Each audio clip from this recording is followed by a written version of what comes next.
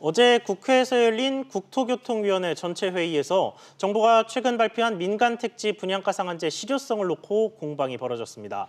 특히 관리처분 계획 인가까지 받은 재건축 재개발 사업도 똑같이 분양가 상한제를 적용하도록 한 부분에서 경론이 이어졌는데요. 국토부 장관은 법률적으로 문제가 없고 집값을 잡는 데도 효과적일 것이라고 주장했지만 야당에서는 집값 안정의 실효성도 없을 뿐만 아니라 조합원에게 부담금 폭탄만 안기는 불합리한 조치라고 지적했습니다.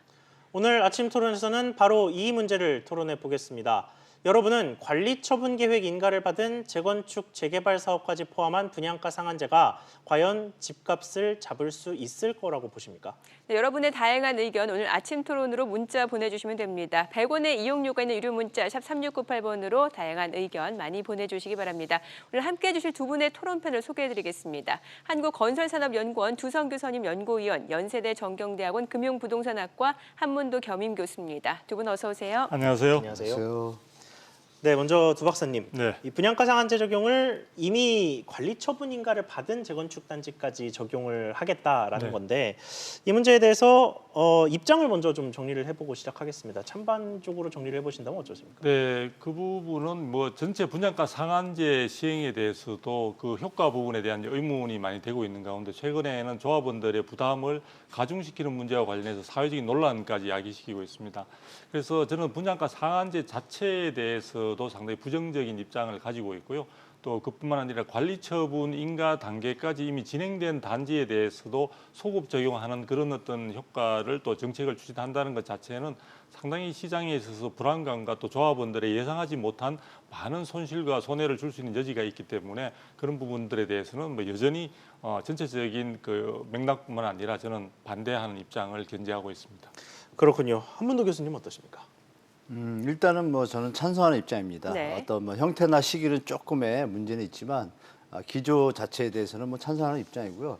현재 뭐 대외 경제뿐이 아니라 대내 경제도 안 좋은 상황에서 또 가계부채가 좀 급증한 가운데 정부에서는 전국의 어떤 경제 상황을 갖다가 안정적으로 유지해야 되는 어떤 기본적인 방향이 유지가 돼야 됩니다. 그래서 이런 부분에 있어서 최근에 급등한 재건축 강남에 그것에 대해서 어떤 선제적으로 좀 대응하는 조치에 대해서는 찬성을 하고 예. 이 현상이 뭐 앞으로도 제가 볼 때는 뭐 당분간은 시장에 좀 영향을 줄 것으로 좀 보고 있습니다. 자, 이 재산권 침해인가 아닌가, 물론 이 부분은 법적 판단을 받을 수 있는 부분이겠지만 어제도 김현미 장관이 소급 적용이라고 할 수 없다라는 이 법제처 유권 해석을 받았다라고 강조를 했단 말이죠. 네, 네. 이 부분을 어떻게 해석하면 될까요? 네, 법제처가 공식적으로 정부의 이제 법적인 판단 부분에 대해서 의견을 주는 그런 이제 기관이죠. 그런 측면에서 법제처의 의견도 상당히 의미 있는 그런 어떤 판단이라고 볼 수 있긴 한데요. 전체적으로 이런 부분과 관련해서 사실은 이 부분에 의해서 소급 적용 자체에 대한 것으로 해서 조합원들의 어떤 재산권이 침해될 여지가 많고 어떤 뭐 조금 뒤에서 설명이 나오겠습니다만 과거의 어떤 사례 등을 보더라도 이런 부분들에 대해서는 법조계에서도 많은 논란이 있어 왔습니다. 예. 그리고 법조계에서도 소급 적용이라는 것에 대해서는 즉 소급 입법이라는 것에 대해서는 공통된 의견을 가지고 있고요. 다만 소급 입법이긴 한데 해당되는 관리처분 단계까지 이르는 것이 사실 재건축과 관련해서 모든 법률 관계가 확정된 것은 아닙니다. 이익도 완전히 확정적으로 계산된 것은 아니기 때문에 진행 중인 법률 관계라는 측면에서 우리가 전문적인 법률 용어로서는 이제 부진정 사실 소급 입법이다. 그래서 본래의 소급 입법과는 조금 차이가 있지만 결국은 그 한 소급 입법의 큰 테두리 속에서 볼 수 있다. 이런 식으로 의견이 정리되고 있는 거기 때문에 제가 볼 때는 일단 소급 입법이라는 것 자체에 대해서는 이미 법조계뿐만 아니라 뭐 다른 데서도 받아들이는데 다만 그것이 지금 김현미 장관이나 이런 쪽에 있어서는 그 해당되는 조합원들에게 큰 부담을 주는 것은 아니다. 이런 쪽으로 아마 생각을 정리하고 주장을 하고 있는 것 같습니다. 네, 교수님께서는 어떻게 보세요? 일단 이번에 이 상한제로 인해서 네. 본의 아니게 그 수익의 감소, 재산 가치 감소를 느끼게 된 재건축 단지, 또 재개발 단지 조합원들 입장에서는 그 헌법 13조 2항에 보면은 그런 부분이 있습니다. 모든 국민은 이제 소급 입법에 의해서 참정권하고 재산권을 박탈 당하지 아니한다라고 딱 이렇게 못을 박아놨습니다. 네. 이 부분을 가지고 이제 관리처분 계획을 하면 사실 어느 정도 이 분양가에 예정된 어떤 가격을 좀 예측은 할 수 있어요. 그때 그것 때문에 이제 전체적인 이익을 추정은 할 수 있으나 확정은 안 된 것이죠. 왜냐하면 관리처분 계획 인가를 마치고 추가 분담금하고 일반 분양의 어떤 가격이 확정되지 않았거든요. 네네. 그래서 이제 미래 어떤 미현실적인 부분을 가지고 이 부분은 재건축 조합원들은 주장을 하나 지금 김현미 장관의 입장은 그거죠. 예전에도 그 뭐 위헌 소송에 대해서 넣었을 때가 임대주택 의무 조항이었습니다. 용적률 좀 늘렸을 때 용적률은 25%를 하는 건데 결국 5대 4로 이제 좀 간발의 차이로 결국 이제 위헌 소송 판결을 받지 못했거든요. 그러면 이제 우리 판례를 기준으로 해서 이어지기 때문에 이 근거를 봤을 때 이번에 다시 위헌을 넣는다 하더라도 네. 어떤 승소하기가 좀 힘들다는 거를 뭐 일단 재건축 조합원이나 조합장이나 관계자들은 어느 정도 좀 인지는 하고 있습니다. 그래서 승소할 확률이 좀 적기 때문에 제가 볼 때는 이거에 대해서 차라리 준비를 하고 하는 것이 낫지. 이거에 대해서 같이 대응을 하다 보면 또 이제 단지에서 금융 비용이 발생을 해요. 시간이 연체가 되는 시간이 네네. 지나다 보면 금융 비용이 작은 돈이 아니거든요. 그래서 그 이주비나 이런 비용에 대해서 뭐 단위가 크니까 이런 분이 결국은 추가 부담금과 연결돼서 어떤 것이 난지 실익을 따져야 되는 입장이 되기 때문에 제가 볼 때는 지금 말은 나오고 있으나 몇 개 단지 외에는 전체가 참여하지는 않을 것 같고 대부분의 단지들은 좀 대응을 해서 다른 방식으로 대응할 것으로 좀 예측하고 있습니다. 뭐 지금 말씀해주신 내용은 2008년도에 있었던 그 헌법재판소까지 갔었을 때 결과를 말씀해 주셨어요. 그때 네. 찬반이 5대 4 팽팽했다는 말씀 맞습니다. 주셨는데 이번에는 그러면은 두 박사님 보시기에는 어떨 거라고? 그 이번에는 만일에 헌법 소원으로 간다면은 이게 사실 그 결과는 어느 쪽도 장담하거나 예측하기 쉽지가 않습니다. 가장 첫 번째 이제 기본적인 부분에 있어서 차이가 뭐냐면요. 그때 논란이 됐던 것은 도시및 주거환경정비법, 즉 재건축 전반에 대한 법률과 그다음에 시행령을 포함한 전체적인 어떤 법규의 판단을 받는 것이었고요. 이번에는 사실은 주택법 시행령에 해당되는 부분이기 때문에 사실은 그 법률보다도 하위 법규라는 점에서 좀 성격도 차이도 있고 이런 부분들에서 좀 논란의 여지가 있습니다. 그리고 그때 이제 이야기를 하면서 좀 전에 용적률 부분을 이야기하셨지만 실제는 그때도 그러한 부분에 대한 합헌 판단이 나오긴 했지만 그 내용을 보게 되면 상당 부분에 있어서는 그때는 피해를 최소화하기 위한 많은 조항들이 들어가 있었습니다. 그래서 여기 보면은 임대주택 공급 비율을 또 10%로 낮춰주는 등 상당히 피해를 직접적인 당사자들이 최소화할 수 있는 추가적인 보호 장치까지 있었음에도 불구하고 5대 4 그렇게 사실은 9명의 헌법재판소 재판관들로 이루어지는 가운데 40%가 그것은 위헌이다라고 상당히 상세한 의견을 준 것을 보면은 그 부분이 판단이 쉽지 않은데 이번의 경우에 있어서는 실질적으로 이게 법률도 아니고 시행령의 단계에서 정부의 판단이 이루어지는 부분들이고 또 실질적으로 어떤 정부의 여러 가지 기대 이익이라는 것을 상당히 폄하하듯이 이야기를 하면서 다른 어떤 최소한 조합원들에게 갑작스레 예고치 못한 것으로 인해서 부담이나 피해가 돌아갈 수 있는 것에 대한 보완 장치가 전혀 없는 내용입니다. 그래서 이런 상태에서 일방적으로 공익을 위해서 재산권을 희생하라. 이런 부분들이기 때문에 이것이 새롭게 판단을 받는다면 어떤 결론이 날 것인가에 대해서는 저는 어느 쪽도 장담하지 못하겠지만 충분히 문제 제기는 해볼 수 있다라고 생각을 합니다. 네. 그렇군요. 이 헌재 판결 예측에서부터 두 분의 의견이 좀 갈리고 있는데 네. 저희가 지난번에 민간택지 분양가 상한제 적용 발표 때부터 사실 다루려고 했다가 뭐 시간이 부족해서 못했던 부분인데 이 재건축 초과이익 환수제 그리고 관리 처분인가를 받은 재건축 단지에 분양가 상한제를 적용하는 것 이 두 가지를 놓고 이제 맞아요. 정부가 비교를 할 때 미실현 이익을 바라보는 이중잣대다라는 이야기들을 좀 했거든요. 네네. 이 부분에 대해서는 어떻게 보세요? 그렇죠. 그 부분에 있어서도 정부가 정말 아주 일부분만 가지고 전체로서 마치 당연한 것처럼 이야기를 하고 있는 것 같습니다. 무슨 얘기냐면은 그때도 이제 재건축 초과이익 환수제를 이야기하면서 미실현 이익에 대해서 충분히 부과가 가능하다. 분담금을 이제 부과가 가능하다고 이야기를 했는데 그때 당시에 헌법재판소의 그 판단 내용을 보게 되면요, 이걸 그냥 무조건 미실현 이익에 대해서 어느 정도 할 수 있다가 아니라 그 경우에서도 법적 안정성이라든지 또는 해당되는 그 당시에 있어서 그 부담금과 관련해서 납세자의 담세 능력이나 이런 것들을 충분히 고려한 그렇게 상당히 어떤 전제되는 조건들이 많이 있었습니다. 한 3가지 정도 있었는데 그런 부분들을 충분히 감안해서 미실현 이익에 대해서 불가피하게 공익을 위한 하나의 어떤 부담을 줄 수 있다라는 식의 판단이었는데 정부 쪽에서는 그런 부분들을 다 생략해버리고 미실현 이익에 대해서는 당연히 헌법재판소의 입장 자체가 충분히 어떤 부담을 줘도 괜찮다. 그리고 확정적인 어떤 재산권의 어떤 그 의견, 재산권이라고 본다 이런 식으로 되어 있는데요. 그때는 그렇게 얘기해놓고 이번의 경우에서 관리처분 단계까지 다 끝났다는 것은 각 조합원들이 부담해야 될 모든 내용들이 거의 사실은 정리가 된 상태인데 네. 그리고 인가까지 받은 단지조차도 있는데요. 그 경우에서 그 전체를 기대이익에 불과하다는 용어의 살짝 변화를 통해서 전체적으로 그것은 보호 대상이 아닌 것처럼 법적 보호 대상이 아닌 것처럼 이야기한 것은 제가 볼 때는 앞의 내용과 뒤의 내용에 있어서 상당히 뭔가 입장이 상반되는 측면들이 있지 않느냐. 그래서 그런 부분들이 최근 법조계에서뿐만 아니라 많은 쪽에서 서로 이익 상충의 논리에 좀 모순이다라는 이야기들이 많이 있는 것 같습니다. 저도 그 입장에서는 상당히 동조하는 입장입니다. 예. 그렇군요. 그러면 한 교수님, 이게 사실 이익의 실현 시점이 두 법에서 좀 다르기는 하거든요. 앞에 재건축 초과이익 환수제는 집을 결국 팔아야 예, 나오는 맞습니다. 이익이고, 예, 뭐 맞습니다. 이 지금 분양가 상한제 같은 경우는 뭐 분양을 해야 나오는 이익이 실현되는 시점이라고 볼 수 있는 거라 예, 좀 다르긴 맞습니다. 합니다만 예. 어떻게 보고 계십니까? 좀 근본적인 데서 좀 찾아야 될 것 같은데요. 일단 헌법을 다시 한번 말씀드릴게요. 이 재산권은 보장이 돼야 되는 게 헌법에 나와 있고 23조를 가면 모든 국민 재산권 보장된다고 하는데 거기에 조건이 있습니다. 재산권의 행사는 공공복리에 적합하여야 한다는 조항이 있고요. 네. 그다음에 이제 공공필요에 의해서 재산권의 수용, 사용, 제한 이런 것들에 대해서 법을 정할 수 있고 법률로서 하고 보상할 경우에는 보상을 정당히 한다 이렇게 박아놨습니다. 그런데 122조를 가면은 국민은 모든 그 생산 기반 그 생활에 기반이 되는 국토에 대해서 효율적이고 균형 있는 이용 개발과 보존을 위해서 법률이 정하는 바에 의해서 그에 필요한 제한과 의무를 할 수 있다 이렇게 돼 있습니다. 소위 그러니까 토지 이게 뭐냐면 공개념이죠. 공익적 개념과 공공복리의 개념을 우선 준다는 거죠. 그래서 이번에 말씀 주신 재건축 초과이익 환수제 그런 부분은 이익이 발생했을 때 부과됩니다. 뭐 소급 유포가 이런 거 전혀 관계가 없고 미래 이익이 아니죠.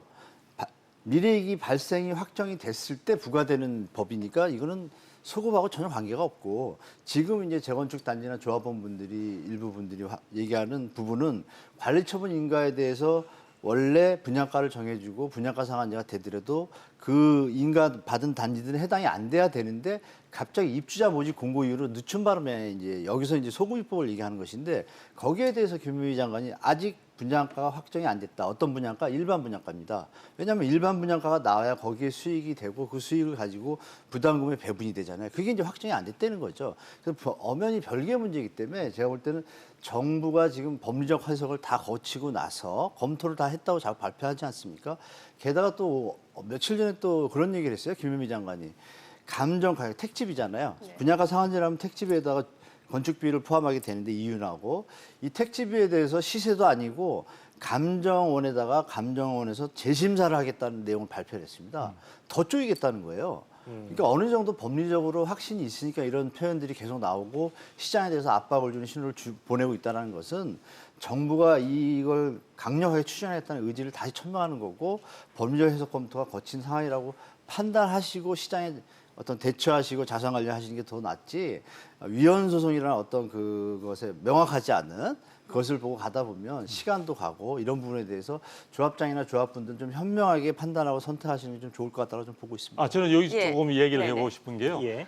사실은 재건축 초과이익 환수제 같은 경우에도 준공 시점에서 부과를 다 하기 때문에 사실은 자기가 다른 곳에 매각을 다른 타인에게 매각을 하거나 매매를 하는 것이 아니기 때문에 이익이 확정되었다고 이야기할 수는 없고요. 추정을 하는 거죠. 예. 그래서 추진위원회 단계부터 시작해서 그때까지 계산을 얘기하는 거기 때문에 그는 분명히 미실현 이익, 정부도 미실현 이익의 단어를 쓰고 있고요. 지금 조금 전에 우리 한 교수님께서 말씀하신 것 중에 사실은 기본적인 재산권에 대해서 헌법에도 분명히 법률로서 제한할 수 있다고 되어 있습니다. 네. 저도 법률로서 되어 있는 그 부분에 대해서는 문제 제기를 하지 않습니다. 그런데 제가 조금 전에도 말씀드렸다시피 이번에 지금 분양가 상한제의 규제를 강화하는 내용은 주택법 시행령을 고쳐서 손쉽게 정부가 임의적으로 할 수 있는 여지를 환경을 조성한다는 거죠. 그러니까 법률로서 만약 하게 된다면 국민들의 어떤 그 권리를 대변하고 있는 국회에서 충분히 논의가 거칠 수 있고 충분히 그 부분에서 걸러질 수 있는 여지가 있는데 네. 이것은 지금 정부가 일방적인 시행령을 통해서 국무회의를 통과하게 되면 확정될 수 있는 거고 그런 부분들에 대해서 지금 입법 예고 단계이기 때문에 국민의 재산권을 침해받을 수 있는 가능성이 있는 가운데 공익을 목적으로 한다는 논리적인 그런 부분들은 제시하고 있지만 실질적으로 상당히 법률에 의해서가 아니라 시행령에 의해서 의한 거기 때문에 국민들의 재산권 행사에 상당한 피해나 부담을 줄 수 있는 손쉽게 줄 수 있는 여지가 있다. 그래서 걸러줄 수 있는 장치가 현재는 없다는 점에서 굉장히 큰 차이가 있습니다. 그 주택법 시행령 그 네네. 문제를 좀 짚어주셨는데 우리 시청자분들도 문자로 많은 의견 보내주고 계십니다. 자, 어떤 내용들이 있는지 저희가 시청자분들의 의견을 좀 살펴보도록 하겠습니다. 끝자리 8100님이 분양가 상한제는 신축과 기존 주택을 오히려 상승시킨다. 재건축도 덩달아 오를 정책이다. 고로 세금 걷기 꼼수다라고 또 올려주셨네요.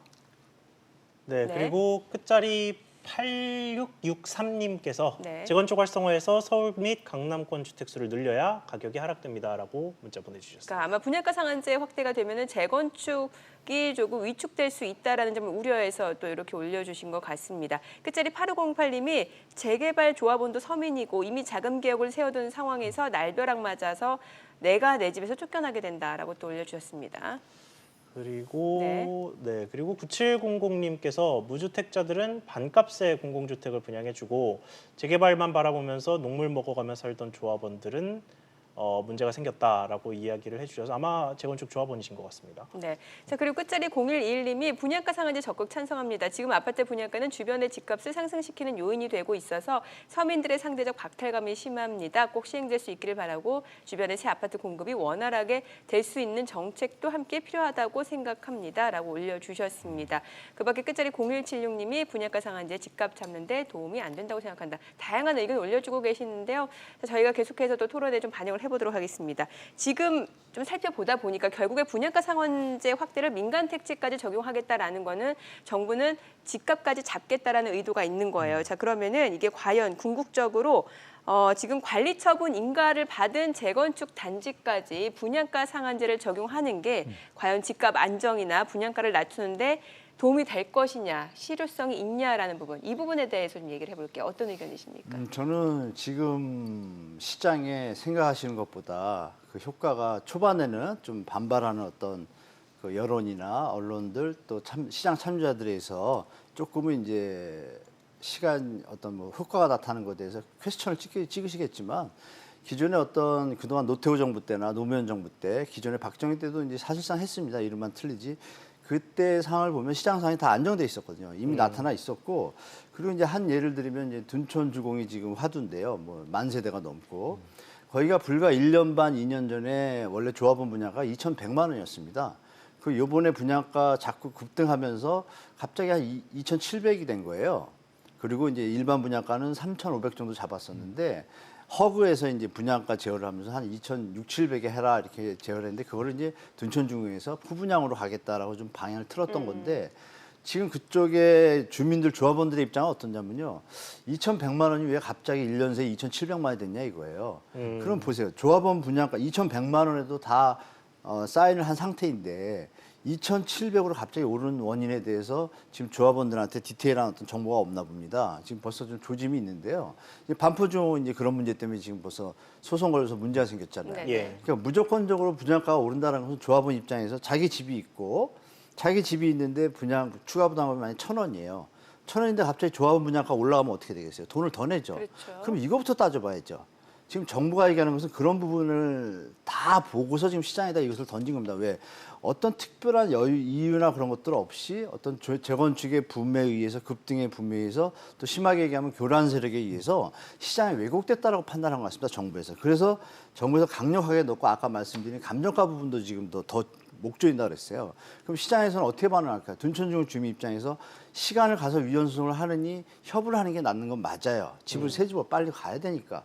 그러면은 허그에서 제시했던 가격과 협상을 들어가겠죠. 그럼 그 가격이 벌써 조합장이나 앞으로 할 금액하고 차이가 20에서 30% 차이가 납니다. 네. 그러면 그 분양가가 저렴한데 만 세대 중에 4, 5천 세대가 일반 분양분이에요. 그러면 어느 실수요자나 거주자나 주변 분들이 기존 주택을 사겠습니까? 기존 주택보다 저렴하게 분양을 하는데 그러면 수요들은 어디로 가겠어요? 관망을 하고 신규 분양을 기다리게 될 겁니다. 정부가 만약 시행을 한다라면 그러면 분양가는 당연히 낮아지고 주변 시세에 영향을 미쳐서 제가 볼 때는 결국은 이것이 시장에 10에서 20% 정도의 하방 압력을 줄 것이다라고 저는 판단하고 있고 뭐 다시 한번 말씀드리지만 그 전에 시행했던 정책 시절에도 세 번 다 그 효과가 확인된 것이 데이터에 나와 있으니까 이 시청자 여러분들은 그 부분을 갖다가 확실히 보시고 시계열적으로 검토를 하시면 아 이게 결국은 시장 안정에는 가는 쪽으로 가겠다라고 생각하시고 대처하는 게 좀 나을 것 같습니다. 네네. 두 박사님 뭔가 반론 제기해 저는 주셔야 뭐 그 효과 부분에 대해서 사실은 뭐 여러 가지 입장 차이가 있긴 하지만 네. 저는 뭐 노태우 정부 때 200만 원 공급해서 시장을 안정시켰던 때를 제외하면은 과연 이런 제도를 통해서 정부의 가격 안정을 도모하고 확인했을 시점이 있었냐에 대해서 저는 의문이고요. 또 지금 그것으로 인해서 지금 시장 내에서는 부작용에 대한 우려들이 상당히 지금 많아지고 있는데요. 네네. 벌써 일부에서는 이 재건축 이 부분과 분양가 상한제로 인해서 공급이 줄어들 것에 대한 우려로서 신축된 아파트에 대한 수요가 급증하고 있는 측면들이 있습니다. 그래서 지금 최근에 뭐 강남 지역 같은 경우에는 뭐 헬리오시티라든지 특정 단지들이 이미 신축된 지 1, 2년 된 단지들이 가격이 지금 급등하는 그런 양상들까지도 나타나고 있습니다. 그래서 지금 이제 사실 또 분양가 부분에서 낮추게 되면은 일방적으로 분양을 받는 사람들이 다 좋은 것처럼 이야기를 하고 있는데요. 실질적으로 아마 조합원들이 불가피하게 그 공사를 진행한다, 사업을 진행한다 하더라도 아마도 그 해당되는 주택의 질적인 측면에 있어서 다양한 어떤 비용 부분을 갖다가 절감할 수 있는 방안들이 접목이 되지 않을까라는 점에서 아마 기대했던 만큼 당초 설계대로 기대했던 만큼의 질이 높은 어떤 주택을 기대하기는 쉽지 않을 것이다. 그리고 저는 아까 우리가 이제 그 위헌 부분과 관련해서 네네. 과거의 사례 그 2008년도의 사례를 통해서 거기에서 이야기했던 위헌 의견 중에서 부과했던 의견을 우리가 참고할 필요가 있습니다. 그게 네네. 뭐냐면요.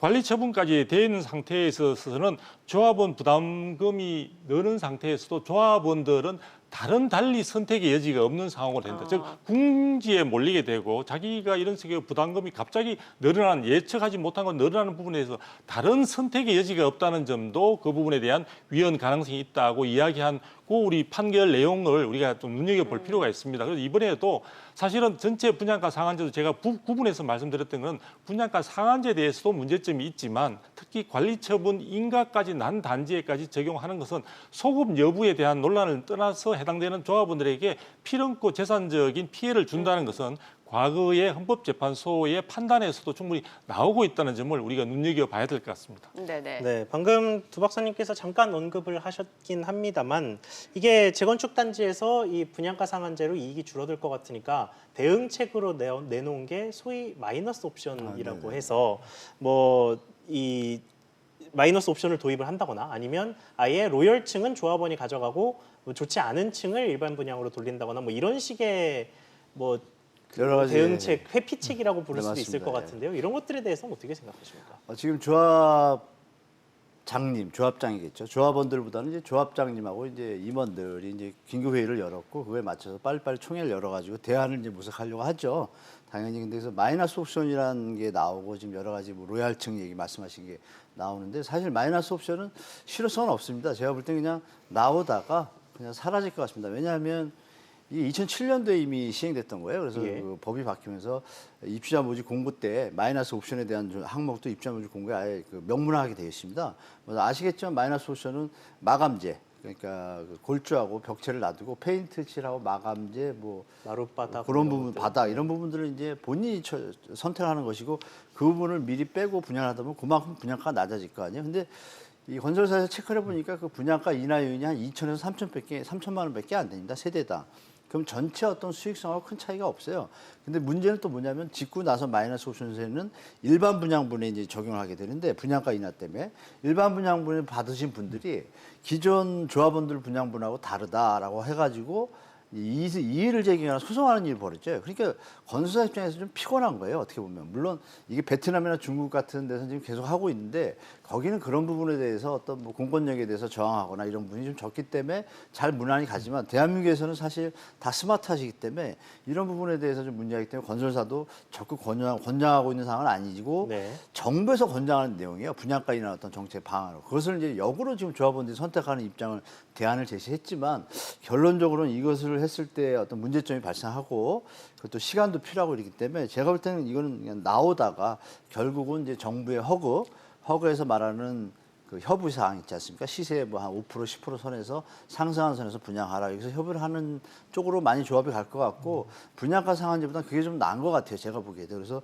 지금 관리 처분이 끝난 단지들은 차라리 그 허가하고 빨리 협의를 하시는 게 어떤 금융 비용이나 이런 것들 위원회 때 시간에 따른 비용 이런 거 계산해 보시면 결국 뭐 답은 나오게 돼 있는데 하여간 그 재건축 단지라든지 재개발 조합원 입장에서 화가 나는 건 당연하지만 뭐 정부에서 이렇게 가겠다고 하니 집값을 잡고 이것에 맞추셔가지고 현명하게 뭐 결정을 하셔가지고 대처하시는 게 좀 좋을 것 같습니다. 네, 자 오늘 시청자분들 뜨거운 토론 참여해주고 계시는데 어떤 내용 있는지 간략히 보도록 하겠습니다.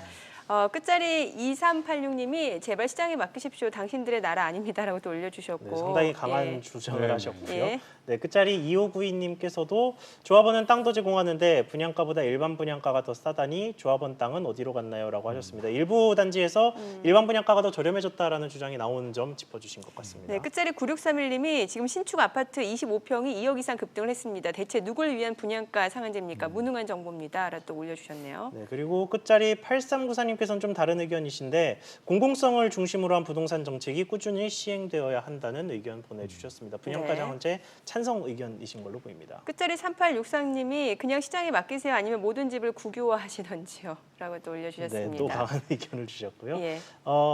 그리고 조금 다른 의견 주신 분 한 분 더 계시는데 끝자리 2400번 시청자분께서 후분양이 답입니다. 입주할 때 보면 땅만 국산이다라고 이야기하신 분도 있었습니다. 네, 지금 분양가 상한제 민간 택지까지 확대 적용하는 부분 굉장한 논란이 이어지고 있습니다. 오늘 두 분과 함께 토론 이어가 봤습니다. 말씀 잘 들었습니다. 네, 감사합니다.